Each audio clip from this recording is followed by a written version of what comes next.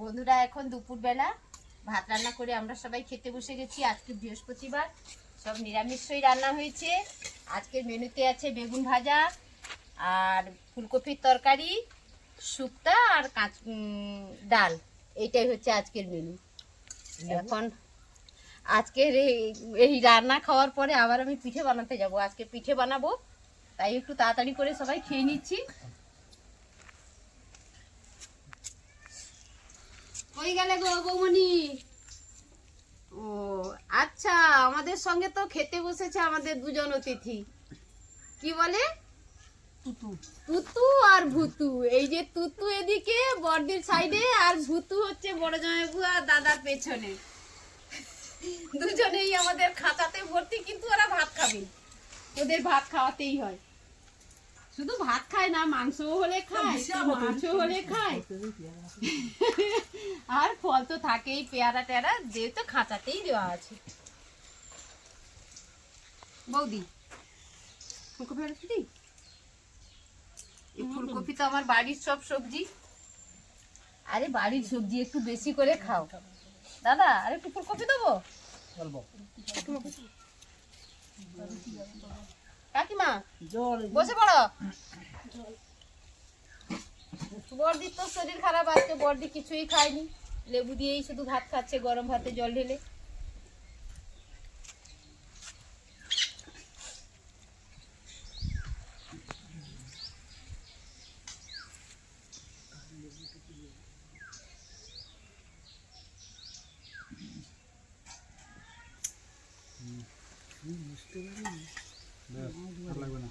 লাগবে না?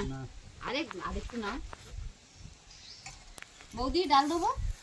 আরেকটা বেগুন ভাজা দিই? না না, ও কাকিমার ভাত দেওয়া হয়ে গেছে, কাকিমাকে কিছু দেওয়া নেই।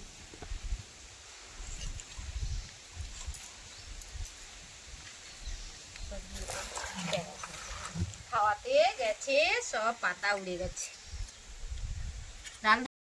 তো বন্ধুরা, ভাত খাওয়ার পরে এখন বসে গেছি। বলেইছিলাম তো যে আজকে পিঠে বানাবো। এখন তো একদম শীতের বিকেল, এখন রোদ পড়ে সেই দাওয়াটাতে এখানে বসে গেছি। চালটা ভিজিয়ে রেখেছিলাম ঘন্টা দুয়েক আগে, সেটা এখন বেটে নিচ্ছি, দিয়ে চাল বাটাটা রেডি করে নিচ্ছি। আর এই চালটা বেশি জল দিয়ে আবার বাড়লে হবে না। আগে তো শিলনোড়া ছিল, শিলনোড়া এখন আমরাও করেছি আগে শিলনোড়াতে, কিন্তু এখন আমরা উন্নত সমাজের একটু হয়ে গেছি, তো এখন আর কাজেও ভীষণ বেড়েছে। তাই কি করছি, এখন মিক্সার গ্রাইন্ডারে এখন বেটে নিই আমরা, তাড়াতাড়ির জন্য, কষ্টটাও কম হয়। তাই এখন এখানে চালটা আমি বেটে নিচ্ছি।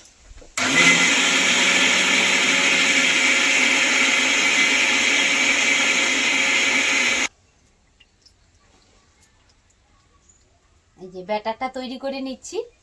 আমি কি করি, চালটাকে যখন এখানে কি করি, চালুনিতে চালিয়ে নিই, তাহলে কি হয়, ব্যাটারটা অনেক সুন্দর তৈরি হয়। তাহলে কি হবে, এই খোঁয়াটা আর পড়ে যাবে না। একটু জল দিয়ে দিয়ে এটাকে এভাবে তৈরি করে নিই, দিলে পিঠেটা একদম পাতলা হবে, নরম হবে, একদম পাতলা পাতলা কাগজের মতো পিঠে উঠবে।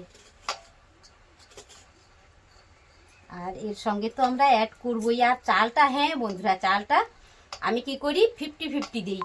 যদি আতপ চাল আর সেদ্ধ চাল 50-50 দিই, তাহলে পিঠেটা সুন্দর হয় আর উঠে যাবে তাড়াতাড়ি। সেদ্ধ চালেও পুরো হয়, তবে আমি আতপ চালটা মিশিয়ে দিই, তাতে আমার বানাতে অনেক সুবিধে হয়।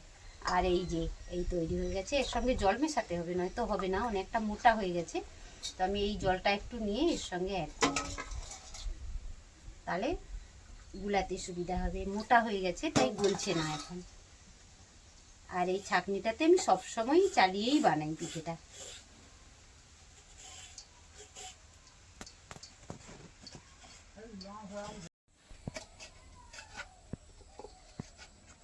এখন আমি নারকেলটাকে কুড়িয়ে নিচ্ছি, নারকেল কোড়া তৈরি করে নিচ্ছি। এবারে নারকেল কোড়া তৈরি হয়ে গেলে এই ব্যাটারটার সঙ্গে মেশাবো।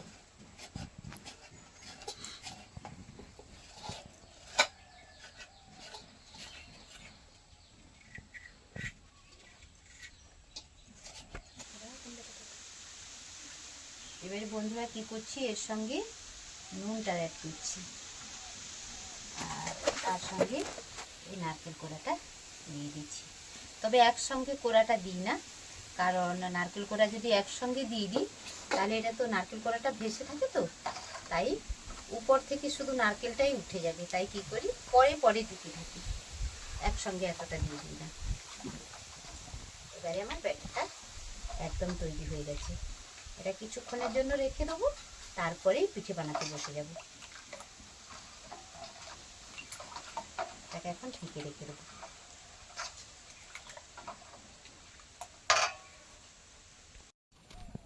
এখন বসে গেছি পিঠে বানাতে। আমি মাটির তাওয়াইতে পিঠেটা বানাই।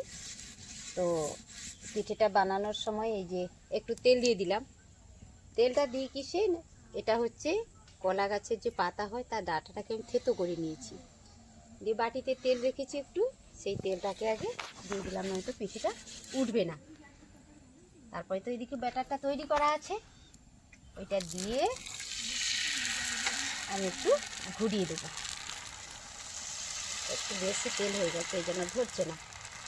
আবার বেশি তেলও দেওয়া যাবে না, একটু কম করে তেল দিতে হবে, তাহলে এই চাল বাটাটা ধরবে না। দিয়ে এরকম ঢাকিয়ে দিলাম। এর ভেতরে একটা থালা আছে, থালাটা গরম হয়ে যায় তো, তাই আমি একটা কাপড় দিয়ে বেঁধে নিয়েছি। দিয়ে কি করলাম, এই কাপড়টা ঢাকিয়ে দিলাম। আর এই পিঠেটা বানানো আমার ঠাকুমা ছিলেন, মানে অগ্রহায়ণ মাসের প্রত্যেক বৃহস্পতিবার, 4টা বৃহস্পতিবার পড়ুক, কোনো কোনো বছর তো 5টাও পড়ে যায়, তো পিঠে মানে বানিয়ে খাওয়াতেই হবে। 4 সপ্তাহে 4 রকম বানিয়ে খাওয়াতে হবে। ঠাকুমা করতেন এটা, ঠাকুমার থেকে মা করেছেন, কাকিমা করেছেন, কাকিমা এখনও আছেন, আমার মা তো নেই। তো সেই রেওয়াজটা আমরা ধরে রেখেছি। তাই প্রত্যেক মানে অগ্রহায়ণ মাসের প্রত্যেক বৃহস্পতিবার এক এক রকম করে পিঠে বানাই। আজকে সরু চাগলি পিঠে বানাচ্ছি।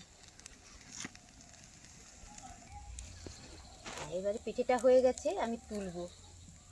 এখানে কি হয় বলতো, খুন্তি কিন্তু লাগে না, খুন্তি লাগবে না, এমনিই উঠে যায়। হাতেই তুলে নিই, খুন্তি লাগে না। আমার মাটির তাওয়াটা এত সুন্দর, পিঠে বানাতে খুব খুব আরামেতে। এই যে এখন একটু কম তেল দিলাম, তখন একটু বেশি পড়ে গেছিলো, তাই চাল বাটাটা ধরছিল না। আর এরকম মাখিয়ে নিতে হবে, নয়তো নিচে আবার মোটা হয়ে বসে যাবে, তখন উপরের শুধু জলটা চলে আসবে।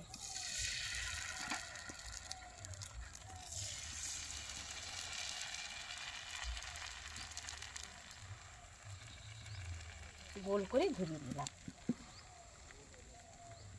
একই পদ্ধতি, সেই ঢাকা দিয়ে দিলাম।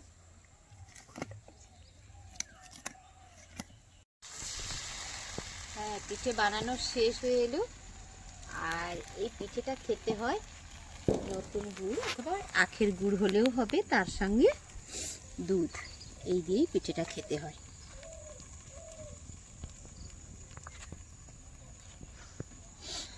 হয়ে গেছে, এখন সন্ধেবেলা সবাই পিঠে খেতে বসে গেছে। কাকিমা বসেছেন, দাদা আর ময়ূক, এরা সবাই খেতে বসে গেছে। আর কি বল দাদা, পিঠে কেমন হয়েছে? ভালোই হয়েছে, নরম হয়েছে, খুব ভালো। কি কাকিমা? ভালো হয়েছে, দুধ দিয়া খাওয়া হবে। দুধ দিয়ে আর কি দিয়ে, আর কি গুড় না চিনি, কোনটা চাই? চিনি। চিনি চাই, আচ্ছা। না না না, আমাকে একটু চিনি দাও, তোমাকে একটু চিনি দেবো। ময়ূক আর একটু দুধ নেবে? দাও। আর এই পিঠেকে কে কি নামে ডাকো সবাই বলবে, আমি তো চিনি, আমরা যেই নামেই ডাকি সেটাই বললাম। আর সবাই লাইক, কমেন্ট, শেয়ার, সাবস্ক্রাইব করতে কিন্তু ভুলবে না। আর যারা আমার পুরনো বন্ধু তারা তো সঙ্গে আছেই, নতুন বন্ধুদেরও বলবো তাদেরও সঙ্গে থাকতে। সবার বড়দের আশীর্বাদ, ছোটদের ভালোবাসা নিয়েই পথ চলা শুরু। সবাই সঙ্গে থাকুন বা থেকো, যাই হোক, এই আশা নিয়েই আছি। আবার পরের ভিডিওতে দেখা হবে। সবাইকে ধন্যবাদ।